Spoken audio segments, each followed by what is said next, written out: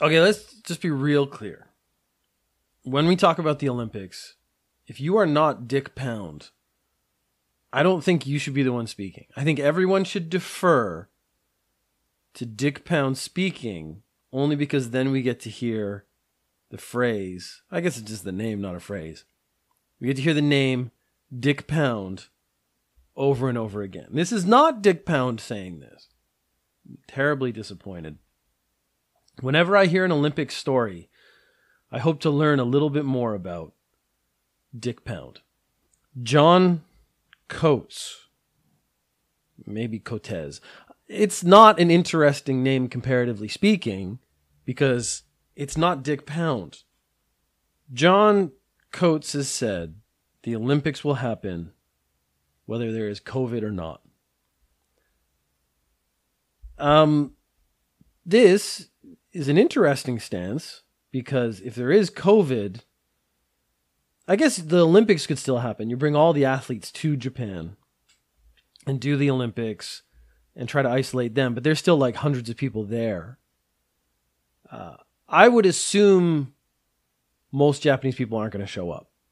I mean, Japan is one of those countries. When they went into lockdown, Japan, a lot of the people did what they were told and stayed in lockdown and didn't go out. It was noticeable. I still had to go into work some weeks. And it was noticeable the amount of foot traffic just everywhere I went was noticeably lower. But if you want to have a resurgence of coronavirus, having stadium events full of people seems like a really good way to go about it. Now, what they've been doing here in Japan, like in some other countries, is they've had some events, but they've limited capacity. So only half the amount of people would be allowed in a stadium, let's say. That's still a risk.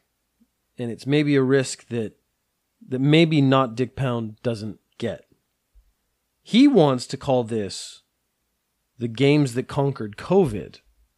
I think the risk, this is one of those phrases that historically speaking could really come back and bite you in the ass. If the games went off without a hitch, they're actually going to forget this statement. He might crow about it a little bit, but at the end of the day, no one's going to remember this. If they have the Olympics and it causes a sudden increase in cases, this is the one they would like put in the headlines. He said it was going to be the games that conquered COVID, but instead it was the games that caused COVID or something. I'm all for looking at things optimistically. I really am. I think that's a good idea. I do not believe in strong predictive statements only because in a lot of cases they come back and bite you in the butt. The Go To Eat campaign, we've mentioned many times, along with the Go To Travel campaign, which is concluded now. Government is now looking at this again going, is this a good idea? Because it's not, but, we're getting lower numbers this week. Now, every time the numbers have gone down, everyone's gone like, oh, it's finished. And they go out again and the numbers go up again. So really, we just have to have everyone stay home until the number is 0, and not for a couple of days, 0 for a couple of weeks. And if it's 0 for a couple of weeks, then we can start to go out, again, cautiously, go out and have a good time. But you do have to be careful. The Go To Eat campaign, this is where restaurants can get money back from the government and offer discounts to customers, is only going to be available where prefectures' coronavirus cases are low. And if it gets worse, if coronavirus, let's say, numbers increase significantly, the whole program will be suspended. Now, how do you decide if something's worse? Well, they have a 4-stage system. And this was the bit that I found most interesting. Because none of the stages come with a number attached to it. Not even like per capita. So like per 100,000 people, X amount of cases equals this. This is, again, very Japanese to me in that they've made something and made incredibly vague terms that at the end of the day, since they're not based on anything, don't mean anything. Stage 1, the lowest stage. Sporadic cases. So again, what is sporadic? How do you define that? Is not actually explained anywhere. Is that a couple of cases per 100,000 people, even if those cases are in the same place? Is that multiple cases spread across the prefecture? Don't know. But it's gotten worse, level 2. A gradual increase. Gradual is not defined. We all know what increase. Increase means it goes up. So that could be like 1 to 2. That's a double. That's a lot. But what is gradual? Is that one case every day more than previous weeks or months? Is that 10 per capita? Again, no definition. Stage 3 is rapid increase, and stage 4 is explosive. With no numbers, what does explosive mean? What does rapid mean? Like, again, this is where I sit there and like could talk about this part without actually saying anything. 4 hours. I could talk in circles for a really long time about this. So I'm going to stop so you don't, subjugate you to that. Not subject you to that. But if you have 0 cases and the next day you have 10 cases, that could either be sporadic, gradual, or explosive. Because 0 to 10 is a lot, but 0 to 10 is not very much if you are comparing it to another number. This is incredibly disappointing because what I think is going to happen is they start the Go To Eat campaign, and then they can make the numbers that happen in that prefecture, if there's any numbers at all, fit what they want it to fit. Yeah, that's not going to be successful. That's just going to end up more people getting sick for no reason because the government is not being careful enough about, as I've said several times, human life. Okay, this is a bit lighter. I mean, none of the news I do is heavy, so you don't have to worry about that. You're not going to get a lot of stress from listening to Ninja News Japan. At USJ, Universal Studios Japan, they are not going to have the zombie walk this year. That is sensible.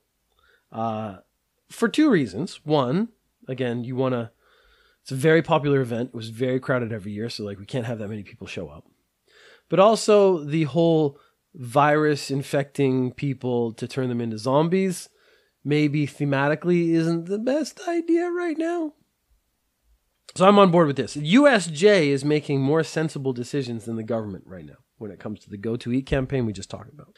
They are having an event, a Halloween event, but they decided to make it sort of lighter and more positive, which, again, I appreciate. So we're not going to have Zombie Walk. We're going to have Minions. Minions is owned by Universal Studios, so of course that's not a very difficult thing for them to put together. So you're going to have a bunch of Minions. I keep saying Minions wrong. You're going to have a bunch of Minions walking down the road. Maybe do some other stuff. They are going to have a zombie dance. I don't know these things. I don't go to theme parks because I don't like them. Pre-COVID, I never liked crowds anyways. So now I have an excuse to not go places where there could be other people. I'm taking full advantage of my desire to remain alone all the time. Now I can make it seem like a positive attribute. The zombie dance, which I think is just the Thriller dance. Again, I don't actually know. I'm sure I've seen clips on the internet, but that's beside the point. They're not going to do it at night. They're going to do it sort of in the afternoon, make it less scary. Again, maybe people get overwhelmed by the idea of viruses and stuff. And they are going to do half capacity. So the maximum amount of people who are going to be let in for this event are going to be half the capacity of normal. The thing I'm seeing right now is this is basically people lining a road to watch a parade. And half capacity doesn't actually mean those people are going to spread out. Half capacity means they're just all going to pack in the front, lining the road, just like normal. It's just going to be less people deep. So that is the only flaw to this plan, as far as I'm concerned, is that they're saying half capacity, like that's going to keep people safe, but they aren't actually going to do anything to maintain the social distancing that people need to do to actually keep people safe. So it's a bit of wishful thinking because they haven't thought about how people watch parades. If you have 10 people, they would form a little group of 10 at the side of the road. If you have 5 people, they're just going to stay in the same place. There's just going to be less people deep, not spread apart, width-wise. I could draw a picture. I know I could draw a picture to explain what I mean.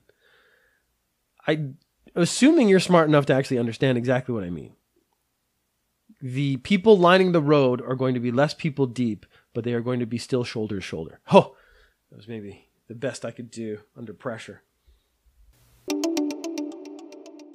We talked about the prime minister stepping down, and now people are stepping up to try to become the next prime minister. And campaigning in Japan is very different than America. And the only reason I reference, as a Canadian, I mean, I don't vote in the American election, but all the news is about the American election, and they talk about American elections a lot. So even as a Canadian, I know a lot about it. I assume it's the same for everyone else.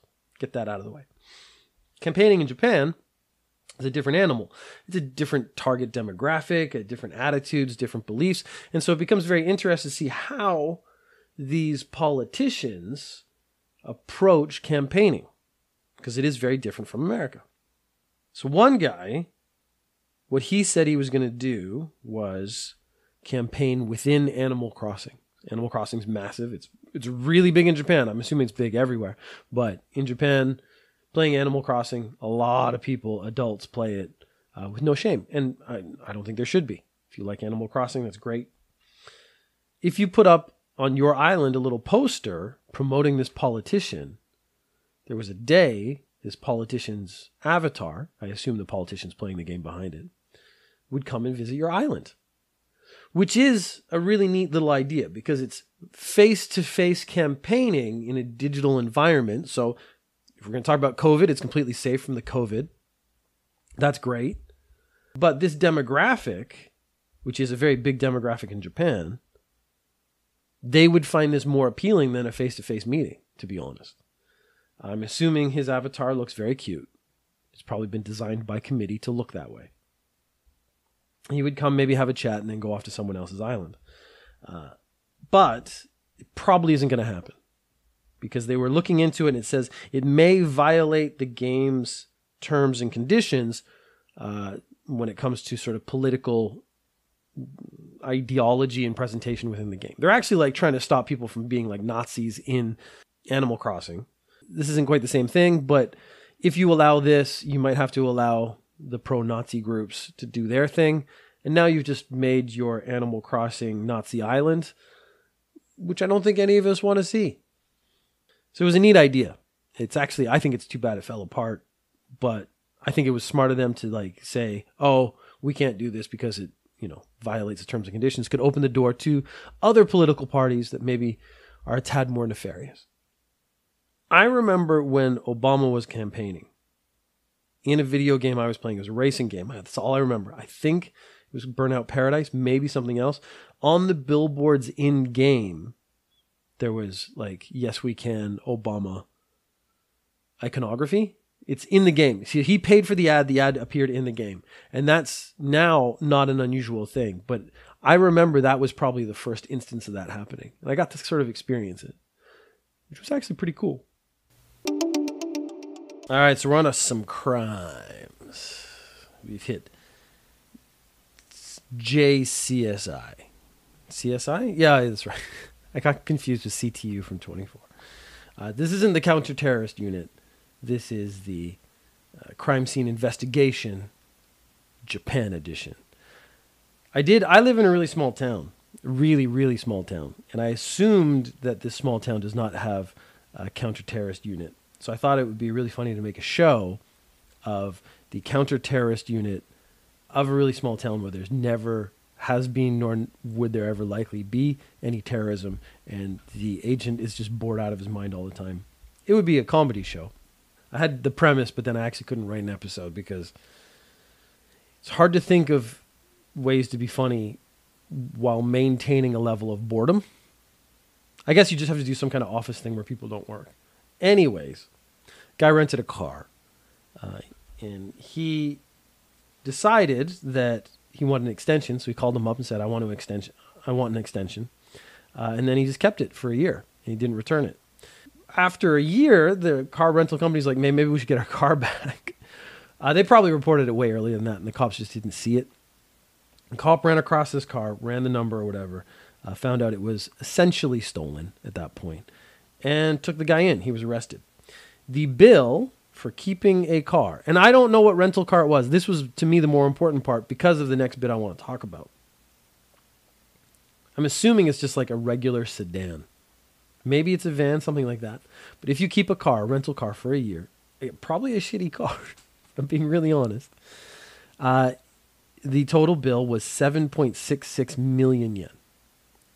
So when I saw that number, I immediately thought, what kind of car could you actually buy for 8 million yen?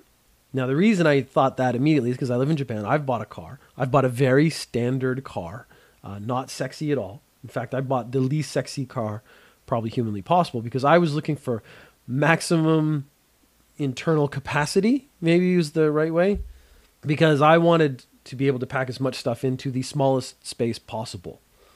So I didn't look for an attractive car at all. I looked essentially for the smallest car with the biggest amount of space. Essentially, I wanted the TARDIS on wheels. So I bought a Nissan Cube, which is one of the ugliest cars ever invented, but it's a square box, which means A, my head doesn't touch the ceiling. And that's actually a problem in a lot of cars. B, it's functional. I would never be cruising down the street and like leaning out and go, yo, baby, check it out, and have a girl be interested. They'd be like, it's a Cube. You can just keep driving now, sir. That shows the level of confidence I have in my manhood, though. If we're going to go that far, that I did not feel the need to sex myself up with a car, I bought essentially the antithesis of that. I bought, I was just going to start getting into some pretty yonic stuff.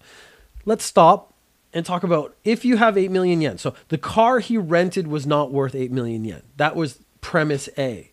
Then premise B is what could you buy for that amount of money? So if he ends up having to pay 8 million yen, he could have bought a way better car, so it would have been a better investment to buy that car he could have kept for more than 1 year. So a brand new car, and that's what I was looking at, not used. Because used, you could buy like a pretty awesome car. Oh, wait. Nissan Cube's 2 million yen. I think I said that, but just to establish. So that is a regular, normal family car. Not exciting. Doesn't do anything interesting. Has a button that with an S on it that you press it says Sport. Changes nothing. Oh, it keeps the engine revving at a higher rate, but since the car's slow anyways, it doesn't make a difference. 2 million yen. So you could have bought 4 of my car for the same price as this guy might pay for 1 year. Buying 4 cubes is a terrible idea. Just don't even consider that for a second. You could buy a Tesla, which is the most interesting car. I'm not even going to say it's the best car. It is certainly the most interesting car. Right now in Japan, charging stations are hard to find. But you could buy a Tesla for 8 million yen. I think it's the C-Class. You could get the Mercedes-Benz S-Class. So now you're immediately looking at the level of car we're talking about when you talk about 8 million yen. Teslas and Mercedes. If you're not into that, maybe you want a truck. You could get the Toyota Tundra, which is a big pickup truck. You get an Audi A5, which is what lawyers tend to be leaning towards now. It used to be BMWs. Lawyers all kind of have moved towards Audis now. The A5 is being the car for that kind of person. Let's say you want a muscle car. You could get a brand new 2020 Dodge Challenger. So if you're going to waste 8 million yen that you've worked for in your life, you might as well get a better product for it than a rental that you're going to have taken away from you at the end of a year. People get arrested for a lot of dumb things. That's a fair statement. This guy was arrested for peeing into cans and leaving them sort of on the side of the road. He was found, when he was found with 6 full cans next to him, which would imply sort of a lifestyle choice where he buys 6 or 7 cans, I assume beer. Maybe it said in the article, I forget. I didn't put it in my notes what he was actually drinking, which is the kind of detail I usually really focus on. So I'm a bit disappointed in myself right now. He buys, let's just say beer. He buys 6 cans of beer and he drinks them and then he refills those cans, which would imply he's actually drunk more previously. Because if you drink 6 cans now, you're not going to be able to fill 6 cans right away. When he was arrested, he said, the toilet in my apartment is broken and I don't know what to do with my waste. So I figured if I left them somewhere, someone would take care of them for me. Which is technically true. Someone would eventually probably pick up the can or dump it out or throw it away. That doesn't mean it's an okay thing to do. So he was found, he was arrested. Now, there are several incidences in the same area where he's pooping into bento boxes. So you buy bento box from a convenience store. That's just like a lunch. It's got rice, usually a little couple slices of meat, weirdly cold spaghetti, and maybe some sides like some pickles and stuff. That's a very standard Japanese lunch. You can buy at a convenience store. It comes in a plastic tray. He would eat that and then poop in the plastic tray and then leave that somewhere else for someone else to pick up. So that's clearly going to be the same guy. They have DNA evidence. This is always something I think about when I see people talk about DNA. There's a couple movies that have done it where, the victim of a crime would talk about, DNA, and they're like, no, we don't do that for a crime this small. Sorry, my computer froze. Anyways, he's in violation of the waste disposal law, which I assume means the you can't poop wherever you want law. So this is one of particular interest to me because I've been following the trend of tattoos in Japan basically since I got here. I have tattoos, so I've experienced the limitations. There's some public places I can't go to with my shirt off. When I go swimming and stuff, I wear a rash guard, which is fine. Because if I go outside in the summer, again, being so white, wearing rash guard is actually something I should be doing anyways. I've told the story of what happened when I went to some public pools and stuff, and they had me put on bandages and stuff elsewhere. So you can listen to that if you want. But as someone with tattoos in a country that does not accept tattoos, tattoo stories are very interesting to me. Now, there's a very famous, fancy hotel called the New Hotel Otani. And like every big famous hotel, it has a sushi restaurant, very high-end one. It's the kind of place that even though it's in a hotel, you would go there to the restaurant for the sushi. That's the kind of level we're talking about. A sushi chef had a coworker who went to his boss and said, that guy has a tattoo. The sushi chef then fired the guy without actually confirming whether or not he has a tattoo. So the actual existence of a tattoo is still in question, but that's what he's been fired for. Very sensibly, lawyers were then involved. The lawyers then negotiated, as long as he has a tattoo, he can only do food prep. Basically, he can't be a front-facing person in the company. The problem is he's already been working in that position. So there's a precedent set that he's already been able to and successfully work in a customer service situation and not bother anyone. There's been no complaints about his tattoos. So it's not on his face. And again, they never actually check to see if he has a tattoo. So the actual existence of the tattoo is still technically in question. The lawyers then said, no, that's not good enough. We're going to sue you. He got 5.8 million yen. And now that we had that story about the guy with 8 million yen, I'm thinking about what kind of car could you buy for 5.8 million yen? Not going to look into it at the moment, but was vaguely interesting. This is in lost wages and damages. The statement is work regulations do not prohibit tattoos. Dismissal was based on hearsay and is therefore unlawful. This also sets another precedent because there are a lot of older Japanese people who are very negative on tattoos, and if they find out you have one, would see that as a justification for firing you. But now this sets a precedent that if someone does a job successfully for a period of time, at least, and you don't have any complaints, finding out they have a tattoo that's, covered by your shirt, let's say, is what it's like in my case, you can't fire them for that, even if you find out that they have a tattoo. That is a bias, it's discrimination, it's something like that. And it's now unlawful. So this guy's won this case has actually set a precedent for the rest of us who have tattoos, who may face that kind of discrimination. I mean, honestly, if you don't tell people you have tattoos and they're on your body, it's very hard for someone to find out. So his coworker is an interesting person because were they telling the boss he has a tattoo as a point of interest? Like, oh, here's an interesting thing we didn't know about Ryusuke over there. He's got a tattoo. Or was he like, oh, God, I hate Ryusuke so much. I'm totally going to get him fired. And then telling the boss. Because that's malicious. And that actually, to me, is a secondary part of the case they did not examine. So they were just focused on whether or not he should be fired, damages, stuff like that. But there's this other element there of someone trying to get you fired, successfully or not, is actually irrelevant. The fact that they're trying should be something that gets taken into account somewhere.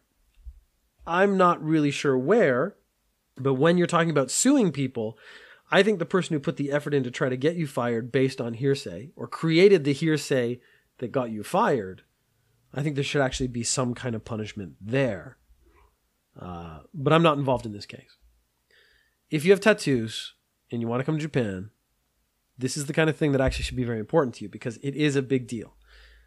I work for a company, and in my company, if you have a visible tattoo, they will not hire you.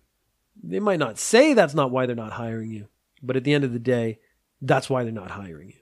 Luckily for the company in this case, there's no way they can prove that's the reason. They can just say, didn't like his attitude. Didn't like the attitude he had when he came in with a full face tattoo. It does save me from working with Takeshi69, which I am, in a way, thankful for.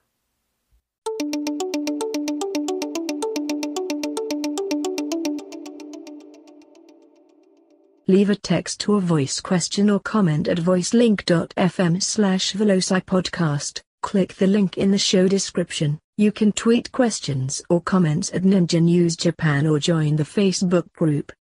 On Facebook, search for Ninja News Japan. Sexy out, homies. I'm going to sneeze.